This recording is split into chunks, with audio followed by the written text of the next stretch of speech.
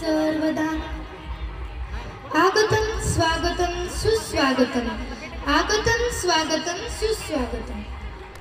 राजे छत्रपती शिवाजी महाराज, छत्रपती शंभूराजे, राष्ट्रमाता माँसाहेब जिजाऊ, डॉक्टर बाबासाहेब आंबेडकर, ज्योतिबा फुले, क्रांतिज्योती सावित्रीबाई फुले, राजमाता अहिल्याबाई होळकर या सर्व महामानवांना सर्वप्रथम विनम्र अभिवादन। आज 23 फेब्रुवारी डेपूजी जिंगराजी जानोरकर अर्थात महाराष्ट्र राज्यातील एक कीर्तनकार संत या लग्न मंडपात आपण सर्वजण वर वधूस आशीर्वाद देण्यासाठी लंगडे पाटील परिवार व पटाईत पाटील परिवार यांच्या निमंत्रणास मान देऊन उपस्थित राहिलात याबद्दल मी दोन्ही परिवारांच्या वतीने निवेदिका आगे आपले सहर्ष स्वागत करतो। मंडळी, विवाह म्हणजे एक बंधन, एक कर्तव्य, एक नातं, एक जाणीव, एक नव्याने जुळणारी रेशीमगाठ, एक स्वप्न दोन डोळ्यांचं, एक हुरहुर दोन मनांची, एक पाऊल 7 पावलांची। मंडळी, खरंच हा उत्सव तरल भावनांचा आहे। काही दिवसातच वसंत ऋतूचे आगमन होईल। वसंत ऋतूचा राजा मानला जातो। नव चैतन्य आणि उत्कृष्ट प्रतीक म्हणून वसंत ऋतू ओळखला जातो। वसंत ऋतूचे कृषी संस्कृतीशी विशेष नाते आहे। झाडांना पालवी फुटते, नव चैतन्य वातावरणात तयार होते। आनंद, ऊर्जा आणि आशीर्वादाचे प्रतीक असणाऱ्या या ऋतूमध्ये नववर वधू विवाहाच्या बंधनात सर्वजणांच्या आशीर्वादाने एकत्र होतात।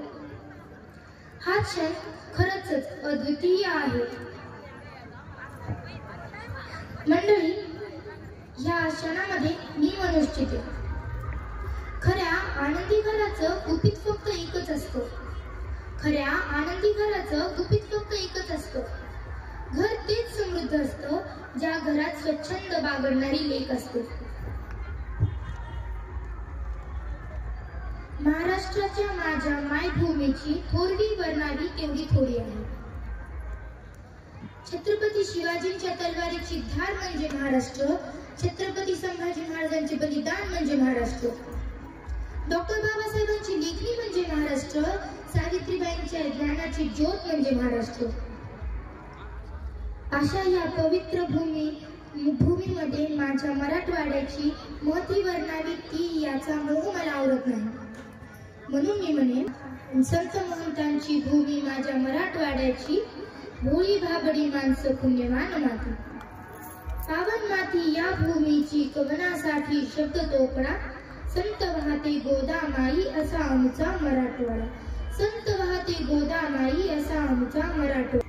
मंडळी, मुलगी जेव्हा लग्न करून सासरी जात असते तेव्हा ती जास्त परकी वाटत नाही, पण जेव्हा काही दिवसांनी ती माहेरी येते आणि तोंड हातपाय धुतल्यावर घरातला टावेल न घेता स्वतःच्या बॅग मधून छोटा रुमाल काढून तोंड पुसते तेव्हा ती जास्त परकी वाटते।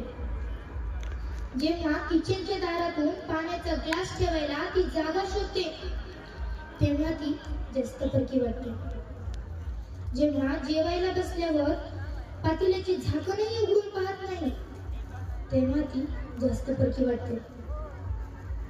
जेव्हा ती विचारते फॅन लावू का तेव्हा ती जास्त परकी वाटते।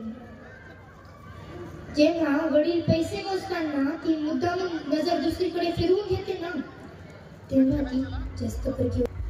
परत सासरी जाताना तिला आई बाबा ताई दादा विचारतात, आता कधी येशील? तेव्हा ती उत्तर देते, बघे आता काय नाही, कधी येणे होते ते। तेव्हा ती जास्त परकी वाटते। मात्र मंडळी, जेव्हा मुलगी गाडीत बसते आणि खिडकीकडे डोळे करून पाणवलेले डोळे लपवायचा प्रयत्न करते तेव्हा मात्र हा सगळा परकेपणा नाहीसा होतो। हा मायेचा खजिना त्याच्याच नशिबी असतो जो मुलगी झाल्याने दुःखी न होता आनंदाने गर्वाने फुलून जातो. मंडळी, विवाह म्हणजे मानवी जीवनातील पवित्र मंगलमय घटना. विवाहामुळे माणसाच्या जीवनाला पूर्णत्व प्राप्त होतो. विचार आणि संस्कृती जपण्याचा मार्ग म्हणजे विवाह.